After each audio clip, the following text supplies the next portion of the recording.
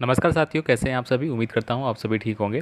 तो साथियों, आज का वीडियो है वो national means cum merit scholarship परीक्षा यानी कि NMMS परीक्षा 2024-25 का जो आपका पेपर रहेगा वो कैसा पेपर रहेगा, क्या आपको पढ़ना है, इसके बारे में इस वीडियो में हम बात करने वाले हैं।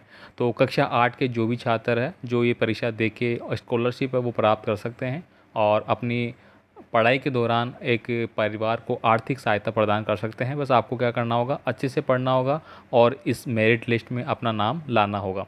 अब कौन कौन से पर्सन यहाँ पे इंक्लूड किए जाएंगे, कौन कौन से पेपर रहेंगे, वो हम इस पे बात करने वाले हैं। तो यहाँ पे सबसे पहले आपको बता दूँ कि दोस्तों, ये 2024-25 की जो परीक्षा होने वाली है इसमें आपको पार्टिसिपेट करना है। इसका नोटिफिकेशन वगैरह जो भी रहेगा वो हम आपको टाइम टाइम पे बता देंगे। यहाँ पे दोस्तों, अगर जनरली हम बात करें तो यहाँ पे आपके जो पेपर होते हैं उसमें आपके दो होते हैं। एक तो आपका मेट का होता है और एक सेट होता है। मेट में दोस्तों आपकी जो रीजनिंग होती है यानी कि आपके माइंड बेस के क्वेश्चन है वो पूछे जाते हैं। और सेट में आपको जो पर्सन पूछे जाते हैं उसमें आपका सोशल साइंस होती है, साइंस होती है और एक मैथ होती है। यहाँ पे प्रश्नों की बात करें तो आपकी होती है साइंस। साइंस में आपके 35% होते हैं, सोशल साइंस में भी आपके 35 होते हैं। टोटल हो गए 70। 20% जो होंगे, 90 नंबर का रहता है, ठीक है। तो 20% जो होंगे वो होंगे आपके मैथ के, ठीक। तो ये चीज़ें आपको ध्यान में रखनी है। तो चलिए अपन स्टार्ट करते हैं। और आज की वीडियो में हम सबसे पहले है वो साइंस के पर्सन है वो देखेंगे कि साइंस के जो क्वेश्चन है वो कौन कौन से आपके एग्जाम में इंक्लूड किए जाएंगे, कैसे आप उनको याद करना है। तो 100% एग्ज़ाम पैटर्न जो है वो आपका इसी प्रकार का रहेगा, तो आप तैयारी करते रहिए, ठीक है। तो चलिए स्टार्ट करते हैं आज का वीडियो। और इस पेपर की PDF फाइल है दोस्तों, अगर आपको चाहिए तो आपका हमारा ऐप है वहाँ पे मिल जाएगा। ये मोबाइल नंबर है, व्हाट्सअप है। कोई भी आपका डाउट हो, कोई भी कमेंट आपको करना तो आप कर सकते हैं।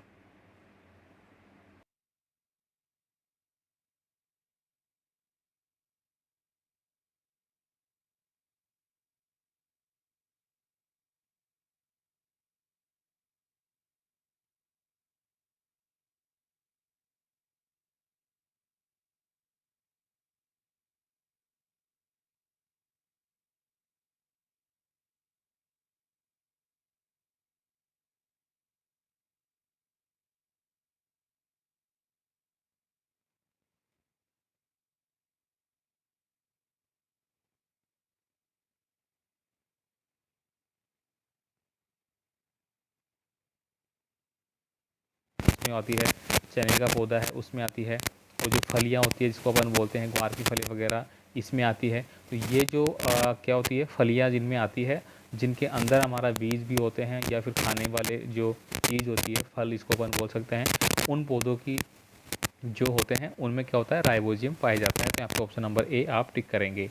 नेक्स्ट देखिए यहाँ पे अगला कौन सा दिया गया आपको, वर्षा ऋतु में बोई जाने वाली फसल कहलाती है। देखिए आपको पता है कि फसल मोस्टली बात करें तो 3 प्रकार की फसलें हमारी होती है। कौन सी, एक तो खरीफ की फसल, एक जायद की फसल और एक रबी की फसल।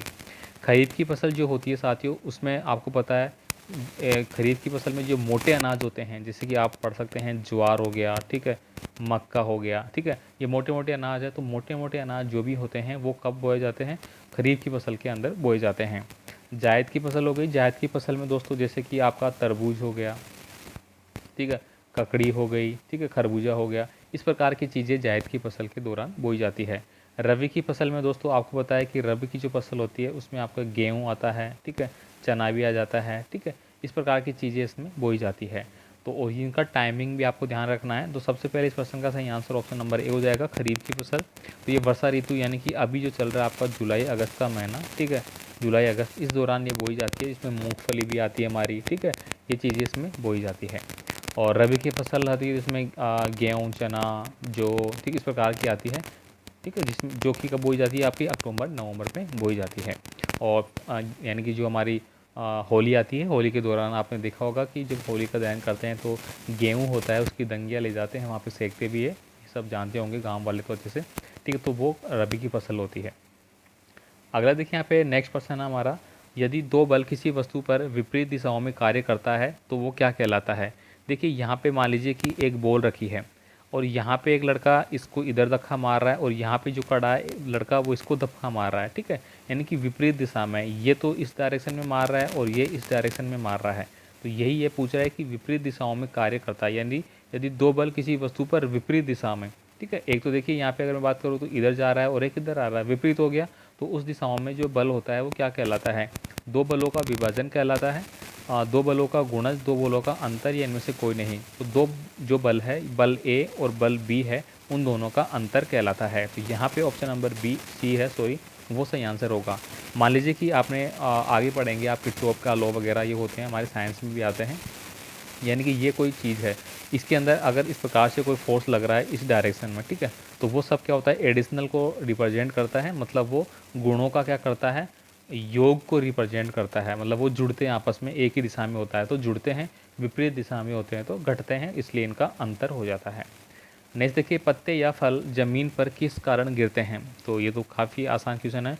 यानी कि कोई भी चीज़ ऊपर से नीचे आती है, यानी कि नीचे ही गिरेगी। अपन कोई बॉल ऊपर फेंकते हैं, कुछ भी चीज़, पत्थर वगैरह, तो वापस नीचे ही आते हैं। इसका कारण क्या है? पृथ्वी में एक गुरुत्वाकर्षण बल होता है जो कि नीचे की ओर वस्तुओं को खींचता है। तो ये हमारा आंसर हो जाएगा। आगे हम देखेंगे, यहाँ पे अगला है, प्रति एकांक क्षेत्रफल पर कार्य करने वाले बल को कहते हैं। तो प्रति एकांक क्षेत्रफल, क्षेत्रफल को अपन ए से रिप्रेजेंट कर देते हैं, ठीक है। तो यहाँ पे पूछ रहा है कि बल को क्या कहेंगे? तो उसको हम बोलते हैं दाब, बोलते हैं। क्या बोलते हैं? दाब। यानी एक कोई चीज़ हो गई ये हमारी, और इस एकांक क्षेत्रफल पर कोई बल कार्य कर रहा है, कोई बल लगा रहे हैं अपन, फोर्स लगा रहे हैं, तो उसको अपन दाब बोल देते हैं, ठीक है। इसकी अगर यहाँ पे बात करें फॉर्मूले की, तो फॉर्मूला भी आप लिख सकते हैं यहाँ पे, बल बटा क्षेत्रफल, ठीक है। यानी कि अपन बल लगाया किस पे? एकांक क्षेत्रफल पे लगा रहे हैं, तो ये क्या कहलाता है? आपका दाब कहलाता है। ये भी याद कर लेना, क्योंकि आपकी आरटी की बोर्ड परीक्षा साइंस में जो रहेगा वहाँ पे आपके ये काम आएंगे, ठीक है। तो साथ साथ थोड़ा थोड़ा मैं आपको एक्सप्लेन करने की कोशिश कर रहा हूँ, चीज़ों को आप ध्यान से रखना, ठीक है। बाकी आपसे रिक्वेस्ट जरूर रहेगी, चैनल पे आप नए हैं तो प्लीज़ चैनल को सब्सक्राइब कर लेना, और वीडियो अपने दोस्तों के साथ शेयर जरूर कर देना, ताकि आठवीं बोर्ड परीक्षा हो या फिर एनएमएस एग्ज़ाम हो, वहाँ पे आपको टॉप करना है तो आपको लगातार पढ़ाई करना होगा, और उसके लिए सभी चीज़ें हैं वो हम आपको प्रोवाइड करवाएंगे, ठीक है। अगला देखिए, यहाँ पे मलेरिया किस के कारण होता है? तो ये तो आप जानते हैं, मलेरिया जो रोग होता है वो हमारा प्रोटोजोआ के कारण होता है, ठीक है। तो यहाँ पे ऑप्शन नंबर ए आप टिक करेंगे, ठीक है। इसके बाद देखिए, यहाँ पे अगला है, निम्न में से पेनिसिलियम है। पेनिसिलियम क्या होता है यहाँ पे? तो 97 में आप यहाँ भरेंगे, देखिए कवक है, शैवाल है, जीवाणु और खमीर है। तो यहाँ पे कवक होता है। कवक आप जानते हैं जिसको अपन फफूंद बोलते हैं, ठीक है, वो कवक का ही प्रकार होता है। आगे देखिए, धातुओं का वह गुण जिसके द्वारा उन्हें पीट कर पतली चादरों में बदला जाता है, तो उसको क्या बोला जाता है भाई? उसको बोला जाता है आघात वर्धनीयता। तो ऑप्शन नंबर ए हमारा सही आंसर होगा, ठीक है। पतली चादर के रूप में अगर किसी को पीट पीट के बदला जाता है तो वो आघात वर्धनीय कहलाता है। आगे देखिए, यहाँ पे अगला है 99 नंबर का, वह धातु जिसे चाकू से काटा जा सकता है। वेरी इंपॉर्टेंट है ये, आपकी बोर्ड एग्जाम के में भी जो ऑब्जेक्टिव टाइप के प्रश्न है वहाँ पे पूछा जाता है। तो वह धातु जिसे चाकू से काटा जा सकता है, तो यहाँ पे ऑप्शन नंबर है हमारा ए सही आंसर हो जाएगा, सोडियम, पोटेशियम, और यहाँ पे साथ साथ हमारा लिथियम भी आता है, ठीक है। इनको क्या होता है कि ये इस प्रकार की धातु होती है जिनको चाकू से काटा जाता है, मतलब ये नरम धातु होती है। आप इसको लिख सकते हैं, नरम धातु होती है। कौन सी धातु होती है? नरम धातु होती है। इसके साथ ही जैसे सोडियम, पोटेशियम वगैरह, ये क्या होती है? अत्यधिक क्रियाशील धातु होती है। अगर ये ऑक्सीजन के संपर्क में आते ही क्या होता है, इनमें ये क्रियाशील होती है और नष्ट हो जाती है, जल्दी खराब हो जाती है। इसलिए इनको सुरक्षा की दृष्टि से क्या करते हैं, किस में रखा जाता है? केरोसिन ऑयल में। किस में रखा जाता है? केरोसिन ऑयल में रखा जाता है। ये ध्यान रखना, वेरी इंपॉर्टेंट है चीज़, और आपको ज़रूर पूछी जाएगी बोर्ड एग्जाम में, ठीक है। तो ये भी आप साथ साथ पढ़ेंगे। अगला देखिए, कीट और कीड़ों को दूर भगाने के लिए इस्तेमाल की जाने वाली नेप्थलीन बॉल प्राप्त होती है। तो नेप्थलीन की जो बॉल होती है, मतलब छोटी छोटी गोलियाँ होती है जो कि कीटों को भगाने के कार्य आती है, ठीक है। जैसे आपने कपूर की गोलियाँ देखी होंगी, ठीक है, उसी प्रकार से। तो ये किस चीज़ की बनी हुई होती है, क्या होता है इसमें? तो इसमें दोस्तों तारकोल होता है। क्या होता है भाई? तारकोल होता है। तो यहाँ पे ऑप्शन नंबर डी है वो आप टिक करेंगे। इसके बाद देखिए, यहाँ पे अगला प्रश्न है हमारा, निम्नलिखित में से कौन सा ज्वलनशील है? तो ज्वलनशील का मतलब क्या होता है? जो जो बिल्कुल जल्दी जल जाएगा, ठीक है। तो यहाँ पे देखिए, लोहे की कील है, कांच है, पत्थर के टुकड़े हैं और कागज है। तो ज्वलनशील है, यानी कि उसमें क्या होता है? ज्वलन, यानी कि ज्वलन की मात्रा है वो अत्यधिक पाई जाती है। तो यहाँ पे हमारा ऑप्शन नंबर हो जाएगा कागज, ठीक है। इसके बाद देखिए, यहाँ पे अगला है, न्यूनतम तापमान जिस पर कोई पदार्थ आग पकड़ता है। यानी कि कोई ऐसा तापमान जिस पे उसको संपर्क में जाते ही आग लग जाती है, तो उसको अपन क्या बोलेंगे? तो क्वथनांक बोलेंगे, गलनांक, या फिर ज्वलन तापमान, या फिर क्रांतिक तापमान। तो सीधी बात है, ज्वलन तापमान बोलेंगे, मतलब जो जलना स्टार्ट हो जाता है। निम्नलिखित में से कौन सा फाइबर प्राकृतिक बहुलक है? देखिए, प्राकृतिक की बात की गई है, जो कि प्रकृति से प्राप्त हुआ है, ठीक है। तो यहाँ पे जो कपास हो गई, ऊन हो गई, ऊन आपको होता है कि भेड़ बकरी वगैरह, ऊँट, इनके बालों से बनाई जाती है, ठीक है। तो प्राकृतिक से हमें प्राप्त होती है। रेयॉन है वो हमारी क्या होती है, कृत्रिम है। प्लास्टिक पॉलिस्टर है, कृत्रिम है। और पॉलीथीन है, ये भी पॉलीथीन जो अपन यूज़ करते हैं ये भी तो कृत्रिम में हमने बनाई है। तो जो कपास है वो नेचुरली हमें प्रकृति से मिलती है। मुर्गी का अंडा है तो अंग है, एकल कोशिका है, उत्तक है, या इनमें से कोई नहीं। तो मुर्गी का जो अंडा है साथियों वो हमारी एकल कोशिका कहलाती है, तो ऑप्शन नंबर बी रखेंगे। CNG है तो साथियों CNG क्या होती है, प्रदूषित ईंधन है, स्वच्छ ईंधन है, हानिकारक है, इनमें से कोई नहीं। तो ये स्वच्छ ईंधन है। तो CNG का दोस्तों पूरा फुल फॉर्म है वो आपको कमेंट करना होगा। एक तो होती है हमारी CNG और एक होती है LPG, दोनों की जो फुल फॉर्म है वो आप कमेंट करके बताएंगे, ठीक है। नेक्स्ट देखिए यहाँ पे अगला है, ताजमहल किससे प्रभावित हो रहा है। तो ताजमहल देखिए वायु प्रदूषण, ध्वनि प्रदूषण, जल, या इनमें से कोई नहीं। तो ऑप्शन के अकॉर्डिंग हम जाए तो ताजमहल है वो वायु प्रदूषण से प्रभावित हो रहा है, ठीक है। इसके अलावा एक और आपको कमेंट करना है कि जो ताजमहल है वो काला पड़ रहा है, यानी कि उस पर देखा जाए तो संगमरमर से बना हुआ है वो। अब संगमरमर में दाग लग रहे हैं तो वो दाग क्यों लग रहे हैं ये आप कमेंट करके बताएंगे, ठीक है। इसके बाद देखिए यहाँ पे अगला है, लोहे पर जंग लगने से बचाने के लिए उस पर कौन सी परत है वो चढ़ाई जाती है।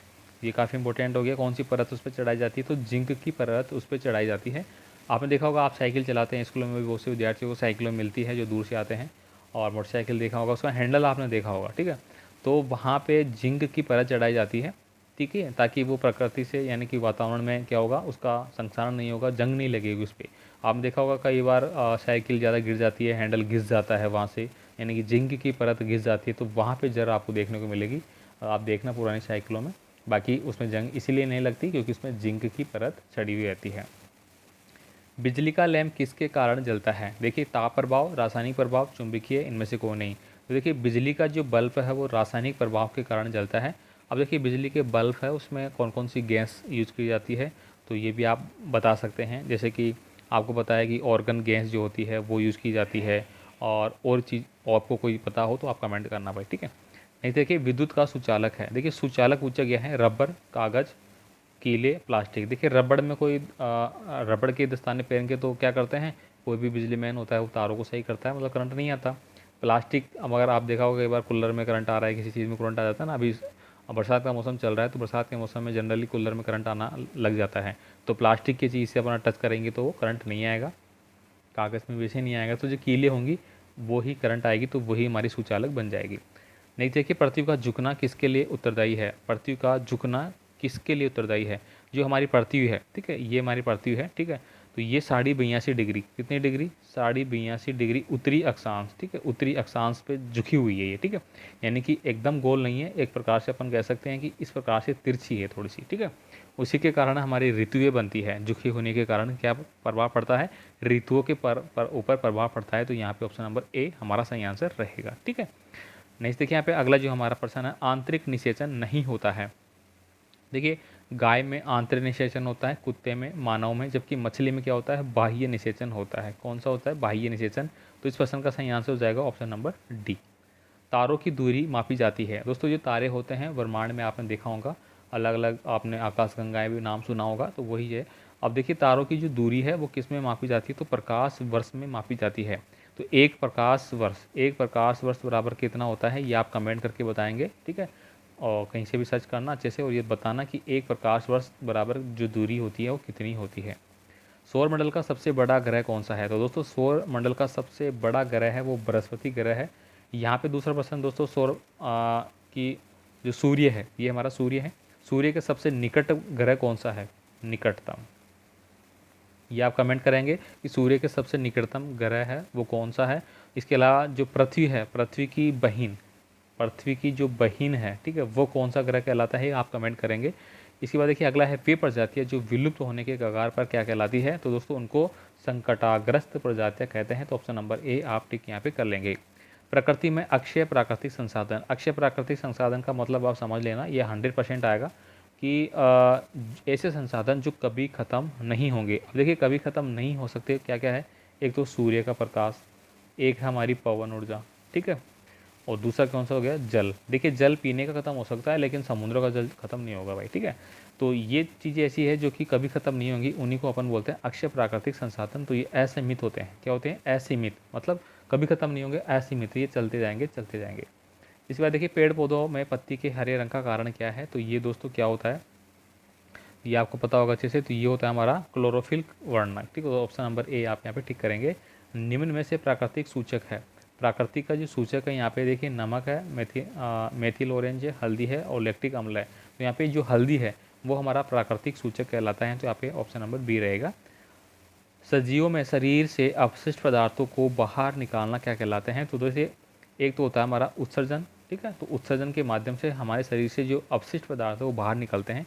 तो यहाँ पे उत्सर्जन अपन यहाँ पे लिखेंगे, ठीक है। पाचन, तो पाचन करते हैं हमने कुछ चीज़ खाई तो वो हमारी जाके पच रही है, पचने का मतलब वो अंदर ही है, अभी निकली नहीं है, तो निकलने को हम उत्सर्जन कहते हैं भाई, ठीक है। श्वसन, श्वसन के माध्यम से हम क्या करते हैं, जो ऑक्सीजन है वो ग्रहण करते हैं। वायुमंडल में अगर दोस्तों ऑक्सीजन की बात करें तो 21% है, लगभग 21%, ठीक है। और 78% हमारी नाइट्रोजन गैस होती है, बाकी 0 पॉइंट कुछ गैसें हैं वो बची हुई अन्य रहेगी। बल का मात्रक है, तो दोस्तों बल का मात्रक है वो हमारा न्यूटन होता है, ठीक है। क्या होता है, न्यूटन होता है। आवर्ती में व्यक्त किया जाता है, तो दोस्तों आवर्ती है वो हर्ट्ज में व्यक्त की जाती है, हर्ट्ज। अब आपको कमेंट करके बताना है कि हमारे भारत में जो आवर्ती है हर्ट्ज है वो कितनी है, कितनी यूज की जाती है। तो आपको कमेंट में दोनों चीज़ बतानी है, कौन कौन सी, एक तो भारत की बतानी है, आप कमेंट में से लिखेंगे भारत, भारत की जो हर्ट्ज है वो इतनी है भाई। और यूएसए की बात करें, यूएसए मतलब अमेरिका वगैरह की, तो उसमें कितनी है, ये दोनों आप कमेंट करके बताएंगे, ठीक है। तो ये आपको थोड़ा ध्यान में रहेगा कि भारत में कितनी यूज़ हो रही है और यूएसए अलग देश है उसमें कितनी यूज़ हो रही है। तो आप इसके बारे में थिंकिंग करेंगे कि अलग अलग क्यों है, तो ये चीज़ें आपके थोड़ा सा फ़ायदेमंद रहेगी, ठीक है। साइंस में अगर कोई छात्र इंटरेस्ट लेता है आगे जाके तो उसके लिए अच्छी बातें हैं भाई, ठीक है। हवा में उच्चतम प्रतिशत में होता है, हवा में उच्चतम प्रतिशत की अगर बात की जाए सबसे ज़्यादा तो वो नाइट्रोजन होता है। देखिए अभी बात करी थी 78% है वो क्या होता है, नाइट्रोजन होती है। ऑक्सीजन की बात करें तो 21% के लगभग होती है। कार्बन डाइऑक्साइड और ऑर्गन वगैरह अन्य जो बच गई वो अलग अलग होती है भाई, ठीक है। इसके बाद देखिए यहाँ पे बेकेलाइट और मेलामाइन किसके उदाहरण है, तो ये आपको बताना है यहाँ पे। तो इसका सही आंसर है वो हमारा हो जाएगा option number D, thermosetting plastic का, ठीक है। थर्मोसेटिंग प्लास्टिक का ये उदाहरण होता है बेकेलाइट वगैरह। जीवित जीवों में मूल संरचनात्मक इकाई है, तो जो भी जीवित जीव होते हैं उनमें मूल संरचनात्मक इकाई की अगर बात की जाए तो वो होती है हमारी क्या, कोशिका। क्योंकि शरीर जो बनता है हमारा, जो हम देख रहे हैं हमारा शरीर है, हमारे हाथ पैर कितने सारे अंग है हमारे, लेकिन जब स्टार्ट होता है, जीव की उत्पत्ति होती है तो सिर्फ एक कोशिका होता है, वो क्या होता है, एक कोशिका होता है, एक ही कोशिका होती है। इस प्रकार से एक कोशिका होती है कुल मिला के। फिर वो बाद में धीरे धीरे अलग अलग रूप लेता है, अगर पुरुष बनता है तो पुरुष के अकॉर्डिंग, और अगर महिला बनती है तो महिला के अकॉर्डिंग। आगे देखिए यहाँ पे 124 नंबर का क्वेश्चन है, डैश डैश करके स्रोत पुस्तक है जो सभी लुप्त प्राय और दुर्लभ प्रजातियों का रिकॉर्ड रखती है। तो ये तो आपको पता है, रेड डाटा पुस्तक जो है वो क्या करती है, विलुप्त प्रजातियाँ हैं उनका रिकॉर्ड है उसमें रखा जाता है। तो ये जो साइंस के हो गए, चाहे सोशल साइंस की बात करो, चाहे मैथ की, जितने भी आप एनएमएमएस परीक्षा में देंगे वो आपके बोर्ड एग्जाम में भी आने वाला है, सेम पैटर्न पे आपका एग्जाम रहता है, ठीक है। तो ये आपकी डबल तैयारी हो जाती है, उसे आपको अच्छे से पढ़ना होता है, ठीक है। तो ये हमारा ऑप्शन नंबर बी रहेगा। आपसे फिर से रिक्वेस्ट है, चैनल पे नए हैं तो प्लीज़ चैनल को सब्सक्राइब जरूर कर लेना भाई। अगला प्रश्न है, विटामिन सी की कमी से होने वाला रोग है, तो विटामिन सी की कमी से स्कर्वी रोग होता है। इसके बाद देखिए यहाँ पे विटामिन रतौंधी रोग दिया गया है, विटामिन ए की कमी से होता है। बेरी रोग जो है वो विटामिन बी की कमी से होता है। रिकेट से विटामिन डी की कमी से होता है। तो ये सारी चीज़ें हैं वो आपको याद होनी चाहिए, कोई सा भी आपसे पूछा जाए तो आप फट से कमांड करके या फिर से इसका आंसर दे सकते हैं। तो ये पूरे 35% साइंस की हमने पढ़ ली है। इसके बाद देखिए सोशल साइंस आएगा आपका सेकंड पार्ट, जो कि हम नेक्स्ट वीडियो में देखेंगे। तो यहाँ पे देखिए बक्सर का युद्ध कब हुआ था, और पहली इंग्लिश फैक्ट्री 1651 ईस्वी में किस नदी के किनारे शुरू की गई थी, शेर मैसूर के नाम से किसे जाना जाता है, ठीक है, जैसे टीपू सुल्तान को जाना जाता है। तो ये चीज़ें हम नेक्स्ट वीडियो में पढ़ेंगे सोशल साइंस के। तो आज का यहाँ पे साइंस के पढ़ें, ठीक है। तो और भी बेस्ट तैयारी के लिए तैयार होते रहिए, अपनी तैयारी जारी रखिए, और PDF फाइलें है वो आपको ऐप पे मिल जाएंगी, ठीक है। तो और भी कोई कमेंट है तो आप कमेंट कर सकते हैं, हमारा मोबाइल नंबर हमने आपको बता दिया है, ठीक है। धन्यवाद।